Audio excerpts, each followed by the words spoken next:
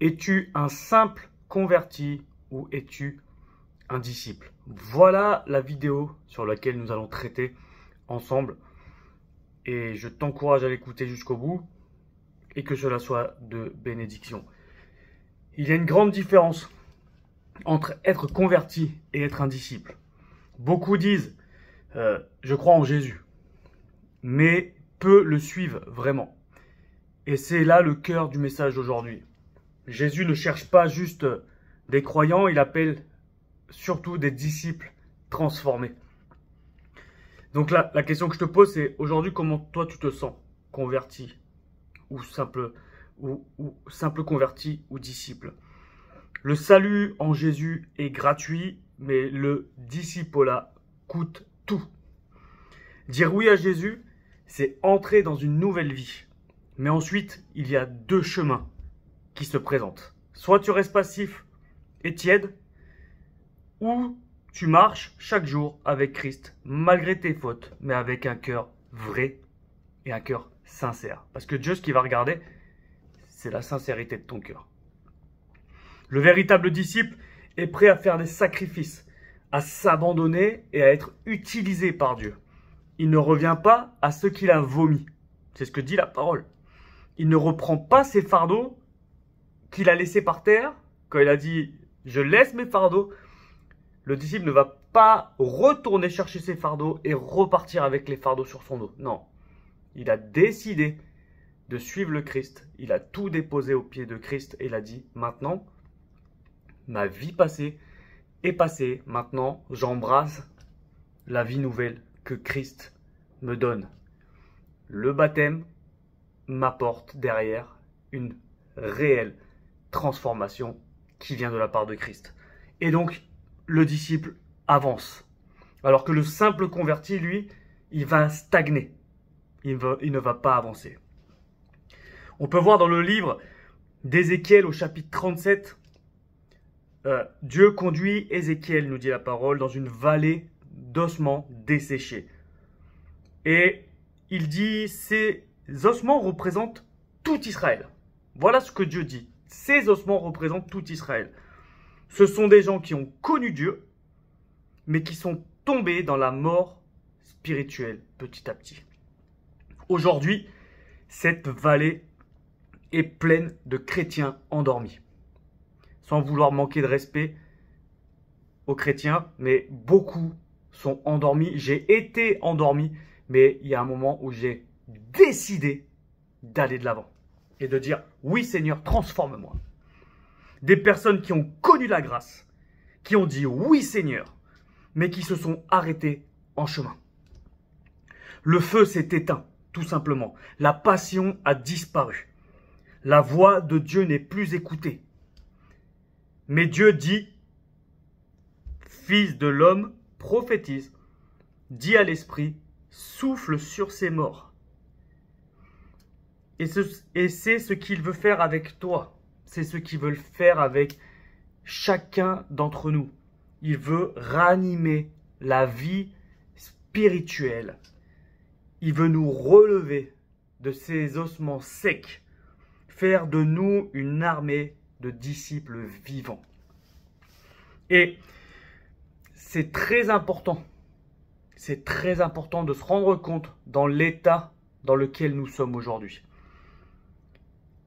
Un autre point, c'est soit tu avances, soit tu régresses. Dans le royaume de Dieu, on ne reste pas statique. Soit tu avances, soit tu recules. Soit tu progresses, soit tu régresses. Jésus dit, je préfère que tu sois chaud ou froid, mais si tu es tiède, je te vomirai. On peut le lire dans le livre d'Apocalypse. Être tiède, c'est rester dans l'église sans aucune transformation. C'est savoir ce qu'il faut faire, mais ne pas le faire. Oui, je sais, c'est écrit, je sais, ça fait tellement longtemps que je l'entends à l'église. Je sais ce que je dois faire. Néanmoins, tu le sais, mais tu ne le fais pas. En conclusion, es-tu vivant? Es-tu vivant? Je te pose cette question. Es-tu vivant? Es-tu dans la vallée des ossements desséchés aujourd'hui? Es-tu vivant en Christ aujourd'hui ou est-ce que tu es mort intérieurement? As-tu une apparence de piété, mais sans puissance? Dieu ne t'a pas sauvé pour que tu sois un os parmi tant d'autres. Il veut faire de toi un véritable disciple, rempli de l'esprit, quelqu'un de debout, quelqu'un de vivant, prêt à œuvrer pour le royaume. Je t'invite à réfléchir en cet instant, à méditer et pose-toi cette question. Seigneur, suis-je vraiment ton disciple? Et si la réponse est non, aujourd'hui, décide de te relever. Décide de marcher. Décide de redevenir pleinement vivant en Jésus. Je vais prier pour la personne qui est en train d'écouter ce message. Et nous allons faire quelque chose que l'Esprit a dit à Ézéchiel.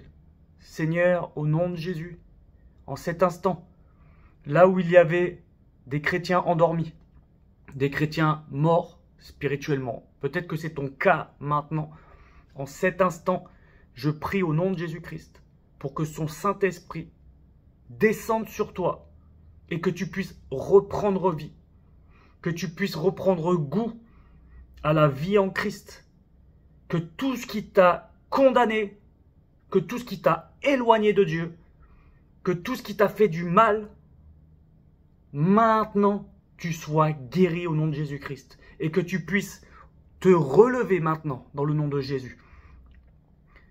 Et si tu sens cette envie vraiment de servir le Seigneur, alors dis-lui, Seigneur, me voici, envoie-moi à moi. Je suis prêt à faire ta volonté. Je te demande pardon pour toutes ces années, pour tout ce temps où j'ai été endormi, pour tout ce temps où j'étais mort spirituellement. Oui, je venais à l'église, mais au fond, je savais tellement de choses sur toi, mais je ne les ai pas mis en œuvre. Je te demande pardon, Seigneur. Et maintenant, reçois le Saint-Esprit pour qu'il puisse te relever. Reçois le Saint-Esprit en cet instant et qu'il puisse te relever d'entre les morts. Sois guidé par le Saint-Esprit au nom de Jésus-Christ. Que la lumière de Christ descende sur toi et que tu deviennes ce que Jésus a dit de toi. Que Dieu te bénisse. C'était ton frère Grégory, un frère en Christ parmi tant d'autres. À bientôt.